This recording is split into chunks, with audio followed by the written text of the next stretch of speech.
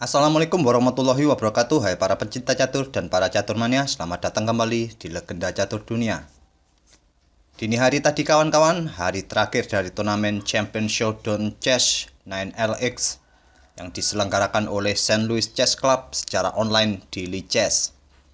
Dengan memainkan putaran ke-7, putaran ke-8, dan putaran ke-9. Dan hasil dari 9 putaran yang dimainkan hingga dini hari tadi diperoleh hasil klasemen terakhir sebagai berikut. Puncak klasemen diduduki oleh Nakamura dan Magnus Carlsen dengan nilai yang sama, yaitu poin 6. Sedangkan posisi ketiga dan keempat ditempati oleh Levon Aronian dan Fabiano Caruana dengan poin yang sama juga, yaitu 5,5. Dengan perolehan poin yang sama kawan, Hikaru Nakamura dan Magnus Carlsen berbagi juara dan mendapatkan hadiah dengan nominal yang sama, yaitu sebesar 31.250 US dollar atau setara dengan 430 juta rupiah. Dan di video kali ini kawan-kawan, video yang saya ulas adalah permainan dari Alireza Firoza, pemain termuda di turnamen ini yang masih berusia 17 tahun asal Iran. Berhadapan dengan Hikaru Nakamura di putaran ke-8 dini hari tadi. Kita langsung saja kawan-kawan ke permainannya. Tapi jangan lupa siapkan dulu kopinya kawan-kawan.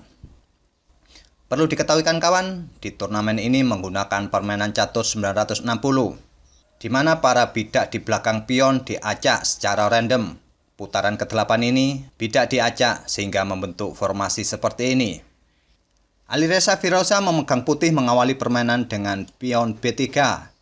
Langsung berinisiatif membuka diagonal petak gelap bagi pengembangan gajahnya.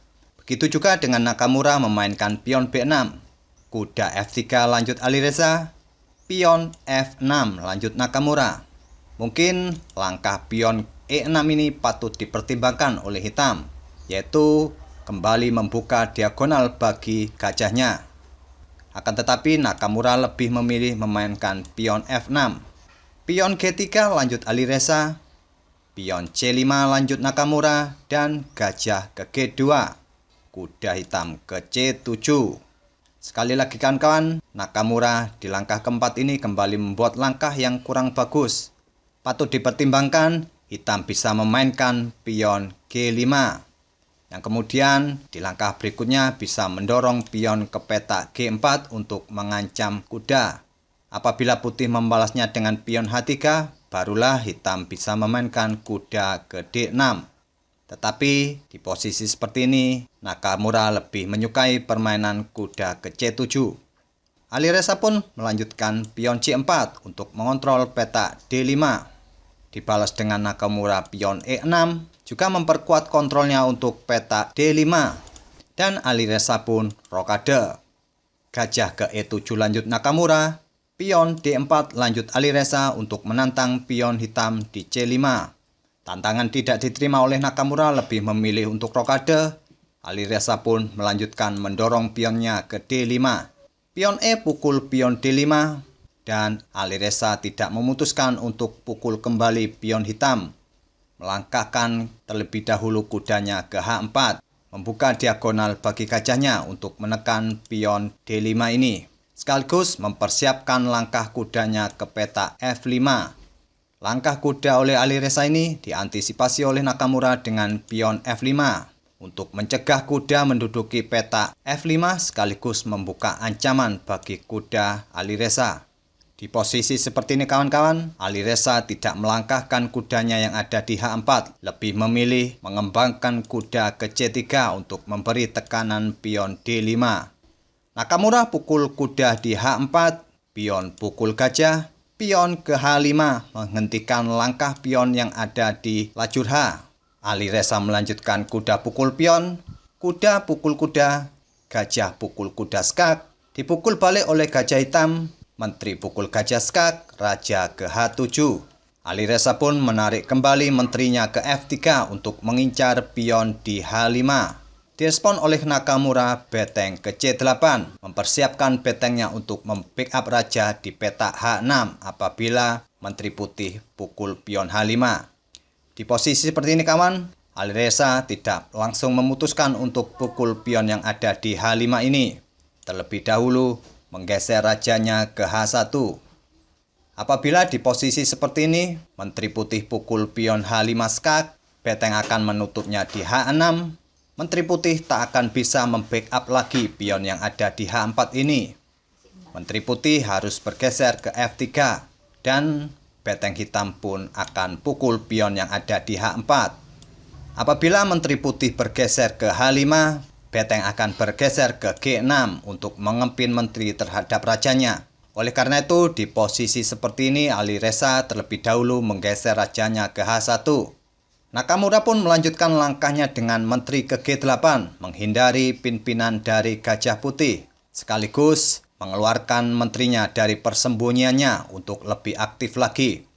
Dan di langkah berikutnya ini kawan-kawan, Alireza tidak memutuskan untuk pukul pion di H4, lebih memilih menggeser betengnya ke G1. Di posisi seperti ini, langkah terbaik bagi Putih seharusnya Menteri pukul pion H5 skak. Setelah beteng menutupnya di H6, Menteri bisa bergeser ke G5. Posisi pion H4 masih tetap aman. Akan tetapi, Alireza lebih memilih menggeser betengnya ke G1. Dan kesempatan ini dimanfaatkan oleh Nakamura melindungi pionnya dengan pion G6. Alireza melanjutkan beteng naik ke G5, berniat untuk menumpuk betengnya di lajur G. Patut dipertimbangkan bagi Putih di posisi seperti ini, memainkan gajahnya ke E5, mensentralisasi gajahnya di peta pusat, agar diagonal yang dijangkau oleh gajah jauh lebih luas lagi. Dan jika di posisi seperti ini, hitam meresponnya dengan beteng ke E6 mengancam gajah, gajah bisa mundur ke F4 untuk mencegah hitam untuk mendorong pionnya ke peta F4, sekaligus untuk memperkuat kontrol di peta G5. Tapi sayangnya di posisi seperti ini Alireza memainkan beteng ke G5.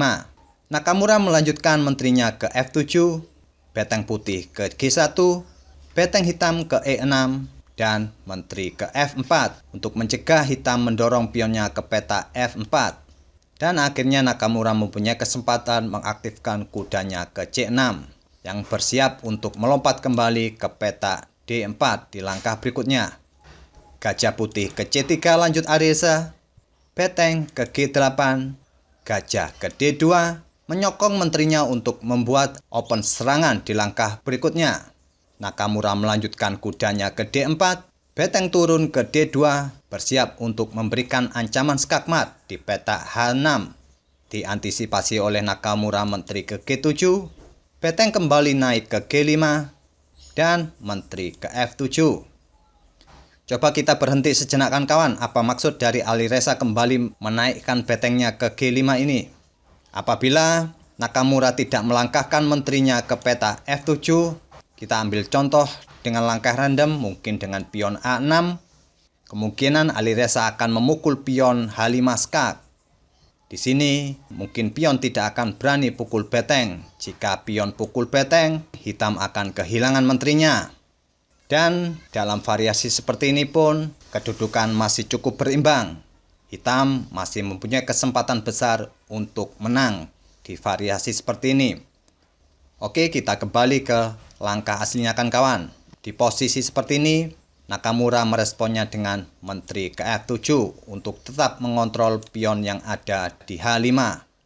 Alireza kembali memainkan beteng ke G2, kembali memberikan ancaman skakmat di peta H6. Menteri hitam ke F8, menteri putih ke C7, kuda pukul pion, beteng ke E1, dan beteng hitam ke G7, membackup pion yang ada di D7. Dan Alireza melanjutkan menteri pukul pion. Di sini Alireza membuat langkah blunder. Walaupun bukan terlihat seperti blunder besar, namun setelah Nakamura melangkahkan menterinya ke D6, Alireza memutuskan untuk menyerah di langkah ke-28 ini. Mengapa Alireza menyerah di langkah ke-28 ini kan? Walaupun komposisi bidak masih terlihat seimbang, akan tetapi setelah menteri pukul pion yang ada di A7 ini, sebetulnya Alireza sudah kalah posisi, walaupun komposisi bidak masih seimbang. Sekarang posisi menteri putih sudah jauh dari pusat permainan. Menteri Putih sudah tidak bisa membackup bidak-bidak yang lain di pusat permainan. Dan apabila permainan tetap dilanjutkan kawan-kawan, berikut inilah satu kombinasi yang mungkin terjadi, yaitu gajah ke E3 menghindari ancaman dari Menteri Hitam, sekaligus memberi ancaman bagi kuda hitam di peta E2. Hitam pastinya akan merespon kuda ke F4 untuk mengancam beteng. Di sini apabila gajah pukul kuda, beteng akan pukul beteng skak, hanya bisa ditutup dengan beteng. Menteri ke C6 skak, ditutup dengan pion, menteri pukul pion skak mat. Dan apabila di posisi seperti ini, beteng bergeser ke G3, kuda akan ke D3, mengancam beteng yang ada di peta E1, dan mempersiapkan garbuan bagi gajah dan beteng. Bila beteng bergeser ke F1, pion F4 lanjut hitam menggarbu gajah dan beteng. Tentu di posisi seperti ini setelah kalah 1 perwira, hitam pasti akan menang di langkah-langkah berikutnya. Oleh karena itu kawan-kawan, setelah Nakamura memainkan menterinya ke D6, Alireza Firoza pun menyerah di langkah ke-28. Itulah kawan-kawan permainan antara Alireza Firoza berhadapan dengan Hikaru Nakamura di turnamen ini pada putaran ke-8. Dan saya ucapkan selamat bagi Hikaru Nakamura dan Magnus Carlsen yang telah menjuarai turnamen ini. Semoga video ini menginspirasi kawan-kawan semua. Sampai bertemu di video-video berikutnya. Wassalamualaikum warahmatullahi wabarakatuh.